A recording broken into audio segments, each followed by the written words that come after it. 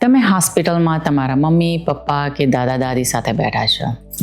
પહેલેથી જ ડૉક્ટરની અપોઇન્ટમેન્ટ, ટેસ્ટ, મેડિસિન્સ અને હોસ્પિટલના ચક્કરમાં વ્યસ્ત છો. અને મનમાં એ પણ ચાલતું હોય કે આ બધાનો ખર્ચ કેટલો થશે. પછી કોઈ આવીને કહે છે, હવે હોસ્પિસ વિશે વિચારવાનો સમય આવી ગયો છે. એ સાંભળ્યા પછી એક સાથે ઘણા સવાલ મનમાં આવે છે. આનો મારા સ્વજન માટે શું અર્થ થાય? હોસ્પિસ ઇન્સ્યોરન્સમાં કવર થશે? આપણે ખિસ્સામાંથી કંઈ ચૂકવવું પડશે? અને જો હોસ્પિસ શરૂ કરવાનું નક્કી કરીએ તો કઈ હોસ્પિસ કંપની પર ભરોસો કરવો?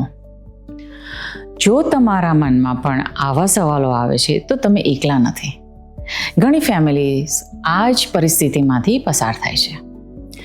આજે હું તમને સમજાવીશ કે હોસ્પિસ કવરેજ કેવી રીતે કામ કરે છે અને તમારા સ્વજન માટે યોગ્ય હોસ્પિસ કંપની પસંદ કરતી વખતે શું ધ્યાનમાં રાખવું.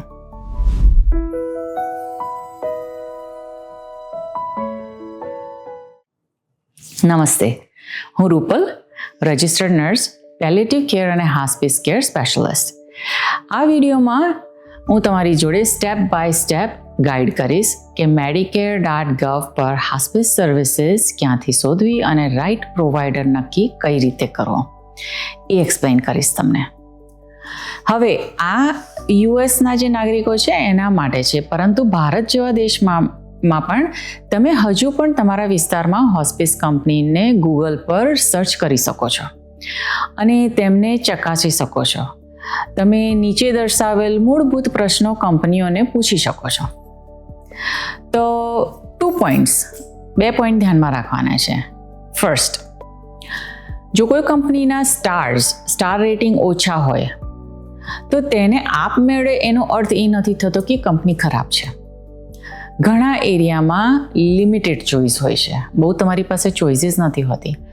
તો કોઈ ટેકો ન મળે તેના કરતાં થોડો બી તમને ટેકો મળતો હોય, સહાય મળતો હોય, તે ઘણું સારું છે. એકવાર તમે તમારું સંશોધન કરી લો, તમારા પ્રશ્નો સીધા હોસ્પિસ ટીમને જણાવવા માટે નિસંકોચ રહો. તમારા પ્રશ્નો તમને વધુ સારો નિર્ણય લેવામાં મદદ કરી શકશે અને તમારા પ્રશ્નો તે ક્ષેત્રને સુધારવામાં પણ મદદ કરી શકે છે જ્યાં તેઓ નિષ્ફળ રહેતા હોય. તો ચાલો વાત કરીએ કે તમારી નજીક હોસ્પિસ સેવાઓ કઈ રીતે શોધવી. તો કમ્પ્યુટરની અંદર એક વેબ બ્રાઉઝર ખોલો, સફારી છે, ક્રોમ છે, જે બી તમે યુઝ કરતા હોય તે. ત્યાં ગાડી medicare.gov એની ઉપર જાઓ, વેબસાઇટ ઉપર. એકવાર તમે ત્યાં પહોંચો એટલે ત્યાં શોધો કેર પ્રોવાઈડર્સ, કાં તો ફાઇન્ડ કેર પ્રોવાઈડર નિયર મી, એ કહેતો વિભાગ શોધો. પછી એની પર ક્લિક કરો એટલે તમને થોડીક લિસ્ટિંગ મળશે. એમાં હોસ્પિસ કેર એને પસંદ કરો. તમારું કોમ્પ્યુટર તમારા સ્થાનને, એટલે કે તમારા લોકેશનનો ઉપયોગ કરવા માટે તમારી પાસે પરમિશન માંગશે, તો અલાઉ કરો. પણ જો તમે કોઈ બીજાને હેલ્પ કરતા હોય તો એ તમે ડુ નોટ અલાઉ ક્લિક કરો અને પછી એ જે સર્ચ બોક્સ આવે એની અંદર સિટી અને સ્ટેટ તમે ટાઈપ કરો, જેના માટે બી તમે મદદ કરતા હોય એમનું એડ્રેસ. હવે સ્ક્રીન ઉપર હોસ્પિસ કંપનીઝની લિસ્ટ આવી જશે. સ્ટાર રેટિંગ હોય છે એની અંદર, કોન્ટેક્ટ ડિટેલ્સ હોય છે, ઇન્ફોર્મેશન હોય છે, પેશન્ટના સર્વેસ પણ હોય છે, એના રિઝલ્ટ્સ પણ હોય છે. એટલે સ્ટાર રેટિંગ ઉપર જ એટલું ધ્યાન કેન્દ્રિત ના કરતા, રાઈટ. ફોર એક્ઝામ્પલ, એક ઉદાહરણ આપું કે 3 સ્ટાર હોસ્પિસ કાલે તમારા લવડ વનને, તમારા ઘરના વ્યક્તિને આવીને ઇવેલ્યુએટ કરી શકે છે, ચેક કરી શકે છે અને તપાસ કરીને વહેલા એડમિટ કરી શકે છે.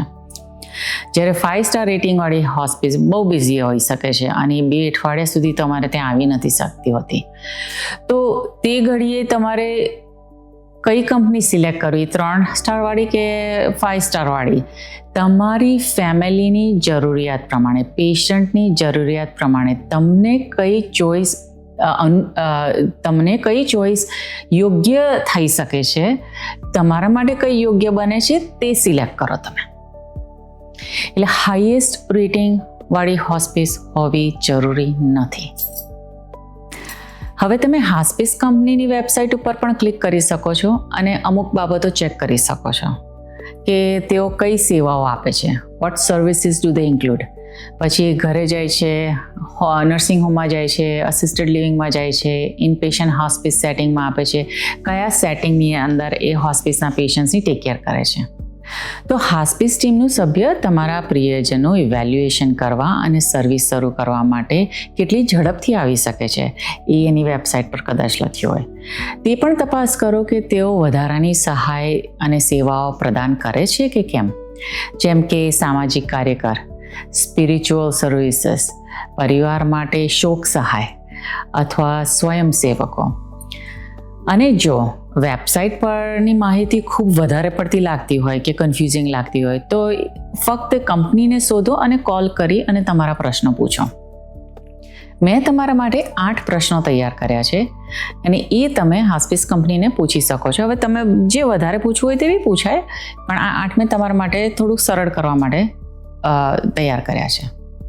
ઓલરાઇટ, નંબર 1, શું તમે મારા વિસ્તારમાં હાસ્પિસ સેવાઓ પ્રદાન કરો છો? નંબર 2, શું તમે મારો ઇન્સ્યોરન્સ સ્વીકાર કરો છો? નંબર 3, કોઈ કેટલી ઝડપથી અમારી સાથે મળી શકે છે અને હાસ્પિસ સેવાઓ સમજાવી શકે છે અને દર્દીને હાસ્પિસ માટે ઇવેલ્યુએટ કરી શકે છે, ચેક કરી શકે છે કે લાયક છે કે નહીં? નંબર 4, આફ્ટર આવર્સ કે ઇમરજન્સી કે સાંજનો સમય, રાતના સમયે કોઈ ઇમરજન્સી દરમિયાન સહાય ઉપલબ્ધ રહેશે? નંબર 5, નર્સ કેટલી વાર મુલાકાત લેવા આવશે, પેશન્ટને ચેક કરવા આવશે?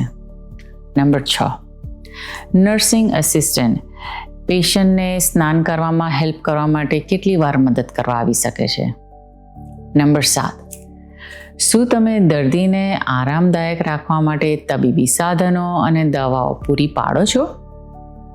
નંબર 8, હાસ્પિસ સેવાઓ કેટલી જલ્દી શરૂ થઈ શકશે? તો દરેક કંપની તરફથી તમે જે 2 કે 3 કંપનીને તમે ફોન કર્યો, દરેક કંપની તરફથી તમને મળેલા જવાબ લખી દો. તેમની સરખામણી કરો અને નક્કી કરો કે તમારા પરિવારની ચોક્કસ જરૂરિયાતો માટે શું શ્રેષ્ઠ કામ કરી શકે છે. અને એવું લાગી શકે છે કે કોઈ પણ વિકલ્પો સંપૂર્ણ નથી. અને અહીં એક એવી વાત છે જે ઘણા પરિવારોને ખ્યાલ નથી. તમે તમારી પ્રથમ પસંદગીમાં બંધાયેલા નથી. તમે એક કાયમી કોન્ટ્રાક્ટ પર હસ્તાક્ષર નથી કરતા. જો કોઈ હાસ્પિસ કંપની તમારી જરૂરિયાત પૂરી કરતી નથી તો તમે એ હાસ્પિસ કંપનીને બદલી શકો છો. એ તમારો અધિકાર છે. જેમ તમે એક ડૉક્ટર ના ફાયો હોય, કાર્ડિયોલોજીસ્ટ હૃદયનો ડૉક્ટર છે તમને ના ફાયો, કે લંગનો ડૉક્ટર છે તમને ના ફાયો, તમે બીજા ડૉક્ટર પાસે જાઓ છો, પ્રાથમિક સંભાળવાળા ડૉક્ટર બી તમે બદલી શકો છો. એવી જ રીતે તમે હાસ્પિસ કંપની પણ માફક ના હોય તો બદલી શકો છો. અને એ સામાન્ય છે, પરંતુ યાદ રાખો, હાસ્પિસ કેર એ વધારાનો ટેકો છે દર્દી અને તેમના પ્રેમ કરતા પરિવાર બંને માટે. આરામ અને જીવનની ગુણવત્તા સુધારવામાં મદદ કરે છે. માટે આ એક એક્સ્ટ્રા હેલ્પ છે, રાઈટ? તો જો આ વિડીયો તમને હેલ્પફુલ લાગ્યો હોય, મદદરૂપ લાગ્યો હોય તો ફેમિલી અને કેરગીવરની સાથે શેર કરો. અને જો સબસ્ક્રાઈબ ના કર્યું હોય તો ચોક્કસ કરો. હું વીકલી પોસ્ટ કરું છું. પ્રોસેસ અધૂરો લાગે? એક્સપિરિયન્સ પર્સન સાથે સિચ્યુએશન ઘણીવાર ડિસ્કસ કરવાથી હેલ્પફુલ થાય છે. તો ફેમિલી સિચ્યુએશનને જો ઇન્ડિવિજ્યુઅલી સલાહ જોઈતી હોય તો હું 1-on-1 કન્સલ્ટ કરી શકું છું. nursrupal.com પર વિઝિટ કરો. નેક્સ્ટ એપિસોડમાં હાસ્પિસ કેર સાથે બીજી કઈ સર્વિસીસ કમ્બાઈન કરી શકાય છે, જોડી શકાય છે, એ આપણે કવર કરીશું. તો હવે આપણે મળ્યા નેક્સ્ટ એપિસોડમાં.